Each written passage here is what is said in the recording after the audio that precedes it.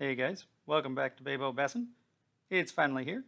Our Cougar Marine USA Cavitation Plate finally arrived.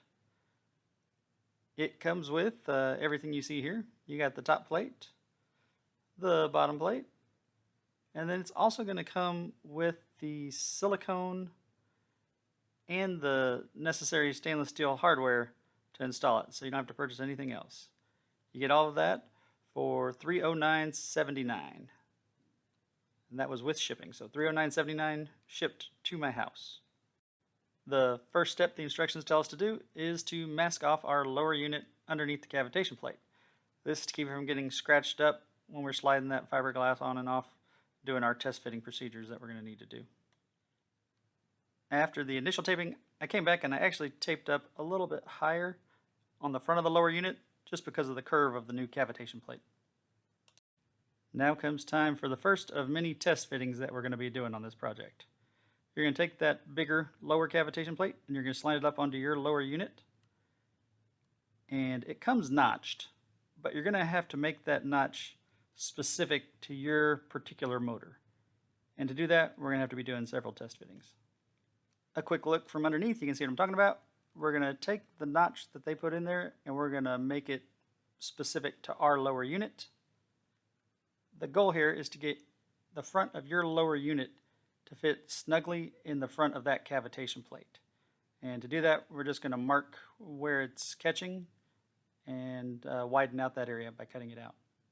We need to mask up the top of that plate in order to protect that gel coat from chipping and splintering. Now we just transfer the marks that we made when it was on the lower unit up to the top side of this plate so we can grind it. Next is grinding away where we marked in order to widen that plate so we can slide it onto our lower unit. Now a test fit to see where we stand after that grinding. I've only been taking a little bit off each time just because I can't really put more back on if I take off too much. So I'm pretty conservative, cutting it and test fitting it. I'm going to do that multiple times. We will mark it and then it's on to grinding again. I'm going to start grinding it from the top and bottom side of the plate just to ensure I don't start beveling the cavitation plate and not getting a true fit when I test fit it. Next up, you guessed it, another test fitting. We're going to slide that cavitation plate back up there. We're going to take a look and see where it's catching. It's getting closer, but like I said, I'm purposely doing it a little bit at a time just to make sure I don't take off too much.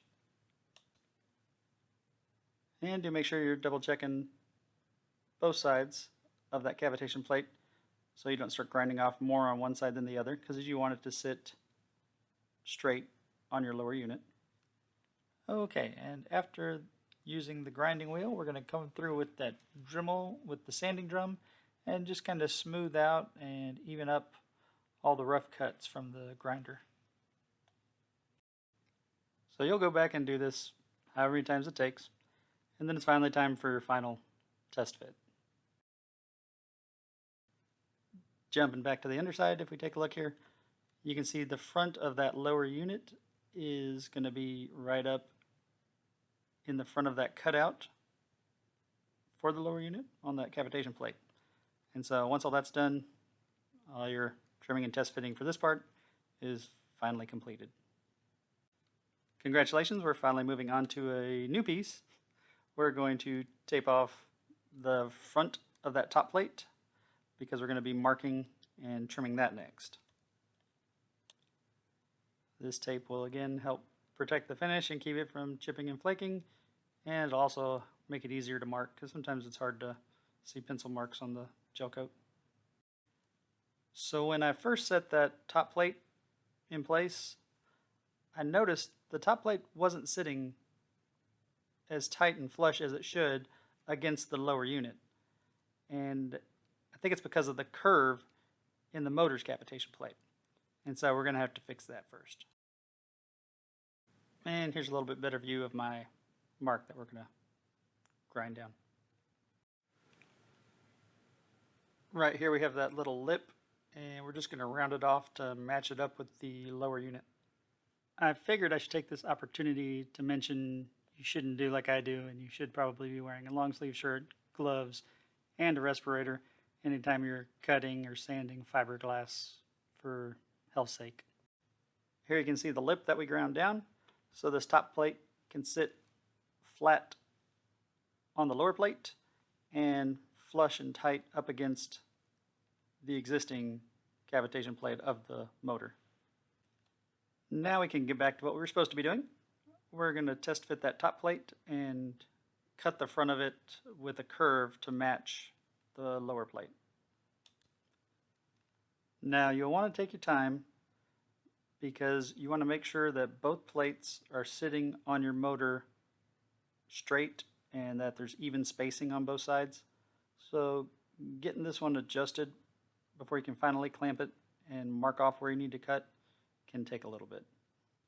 Now I marked off on the inside of that top plate about even with the start of the lower unit. The outside mark was just kind of an estimation on my part. I wanted to kind of give it a curve similar to the lower plate, so that kind of just gave me like a similar radius on both ends. That was just kind of by eyeballing, honestly. And so I found a 5-gallon bucket lid, and it kind of had the same radius, and so I used that in order to ensure both sides had the same radius, just in case my eyeballing on where the drop-off point should be was a little off. So that was just kind of to ensure I got the same curve on both sides.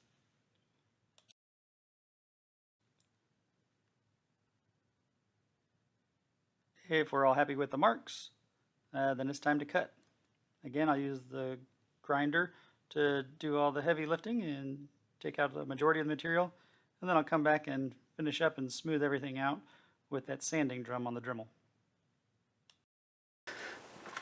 So now we're supposed to even up each side and make sure it's even on both sides. Clamp it down. How are we looking?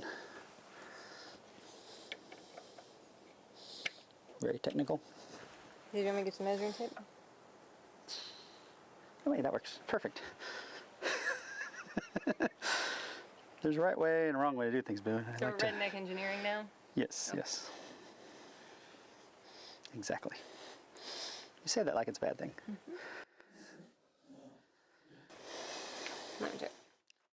Did a little trimming off camera just because I figured it would be pretty boring for y'all to watch me do the cutting and trimming that I need to do. And I really don't want this to be a 20-minute video. Or an hour long, or however long it's going to be. I was going to try not to have it be that long. So, I went ahead and did some trimming off camera and confirmed the measurements and everything that it required me to do in the instructions. Make sure that it's even on both sides and everything. And so now, I'm just going to mark where this plate goes. And so, everything looked good from the top side. I hadn't actually checked from down here. Yeah, 2.5 and 2.5. Awesome.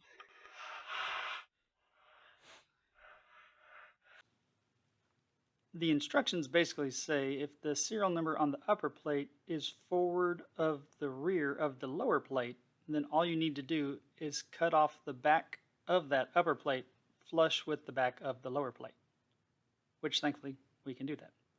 Otherwise they want you to round it off. Okay, so now it's time to rinse and repeat. I'm going to cut off the main chunk of the excess from that top plate with that grinding wheel, and then come back with the sanding drum on the Dremel tool and just clean up all the rough edges and get it looking good since it's going to be on the top and pretty visible.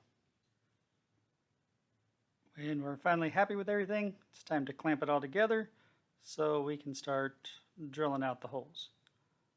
I erred on the side of caution and put a bunch of clamps on it because I didn't want it moving halfway through.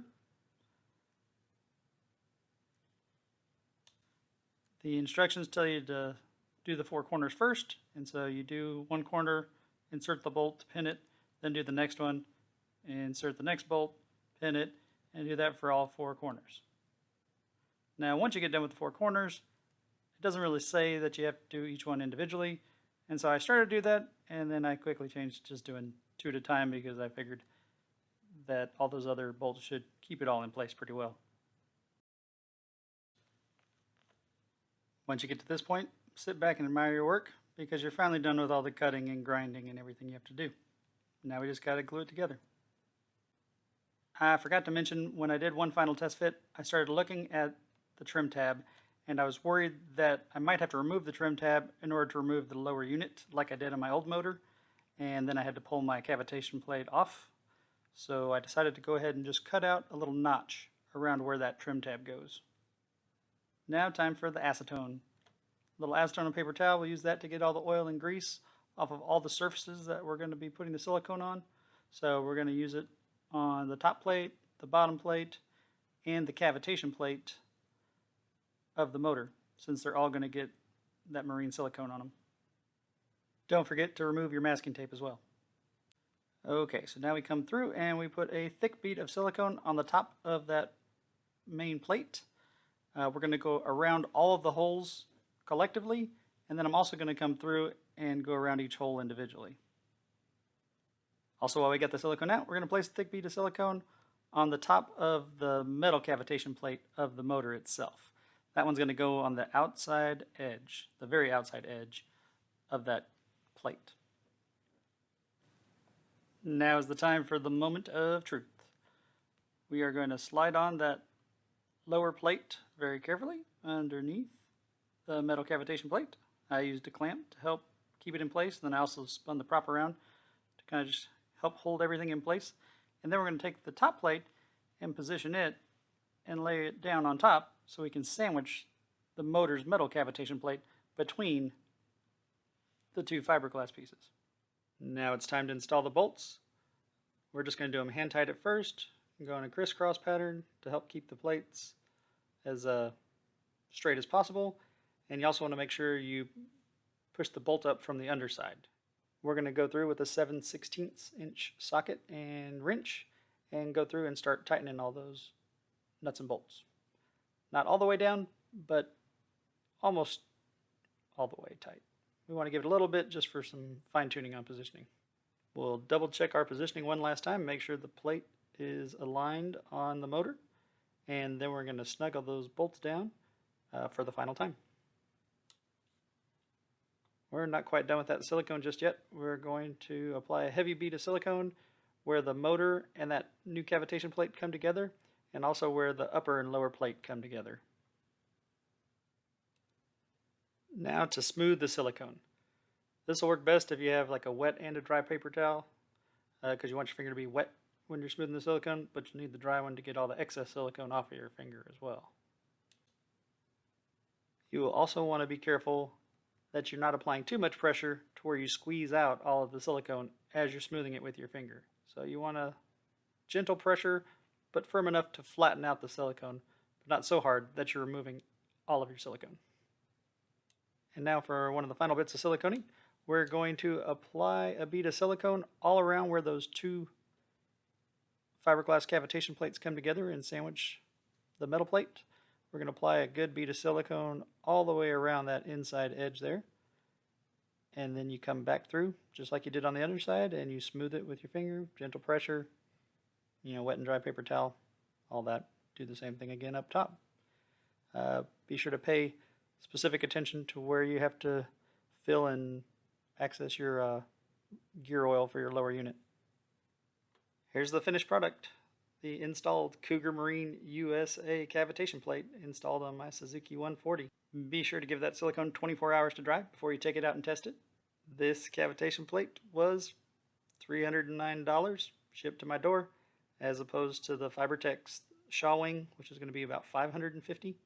Looks to be a very good product, and I look forward to testing it and seeing how it turns out. As always, I'll throw a link down in the video description showing you where you can purchase this cavitation plate at. As always, guys, if this helped you out, you'd like to help me out, I sure would appreciate a like and subscribe. It does help the channel grow, and I look forward to posting more videos. We will see you next time on Bayboat Bassin'.